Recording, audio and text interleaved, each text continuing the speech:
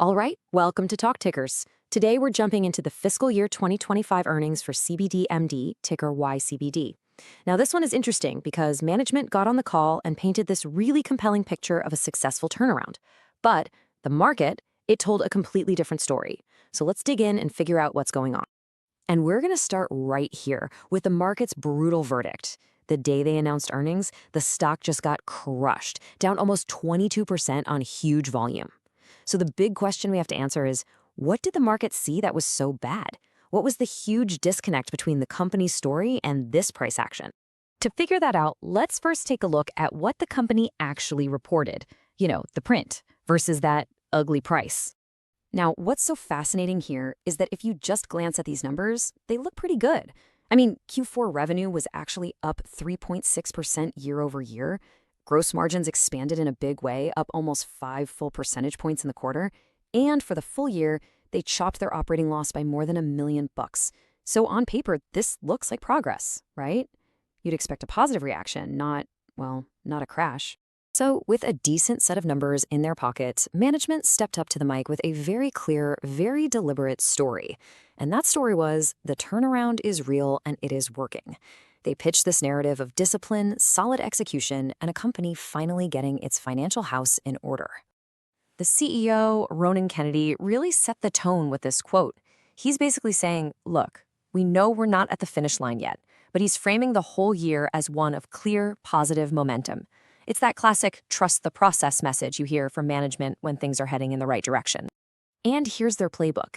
Management laid out this 4-part strategy that they've been following to a T.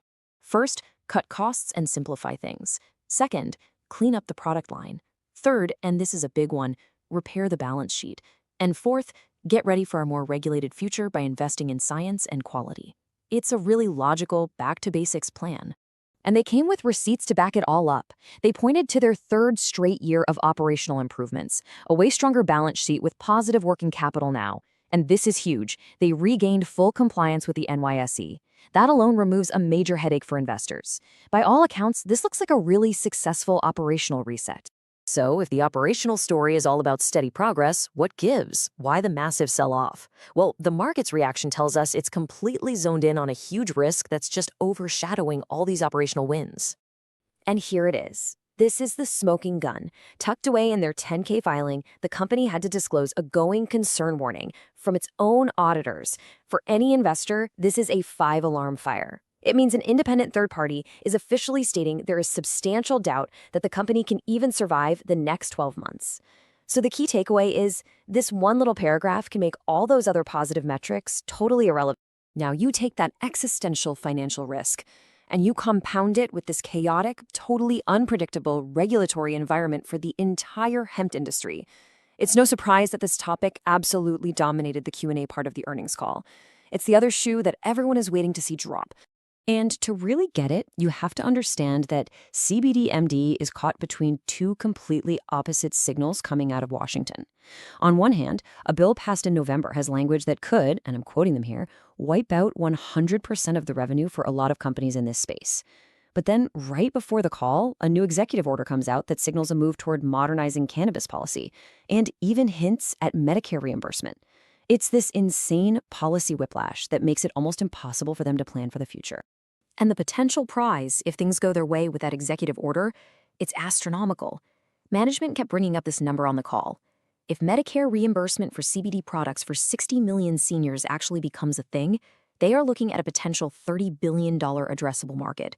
This is the massive, speculative lottery ticket that the bulls are clinging to.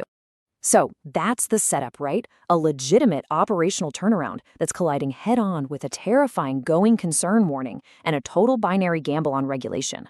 So how do we think about the stock from here? Let's get to our outlook for the next call. Really, the investment case here is just a classic tug-of-war. The bull case is clear. The fundamentals are getting better, the balance sheet is clean, and you've got this moonshot catalyst with Medicare. But the bear case is just as powerful. The auditor's warning implies there's a real risk they go to zero. Revenue isn't really growing much, and the regulators could crush them at any moment.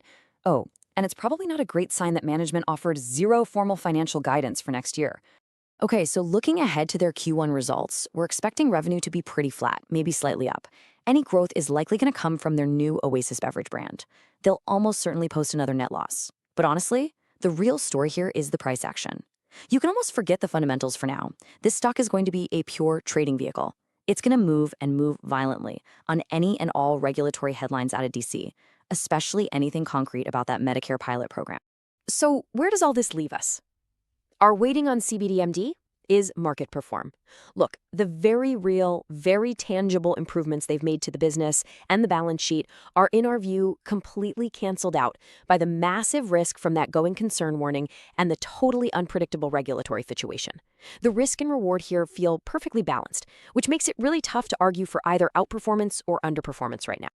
And as always, please remember, this analysis is for informational purposes only. This is not financial advice.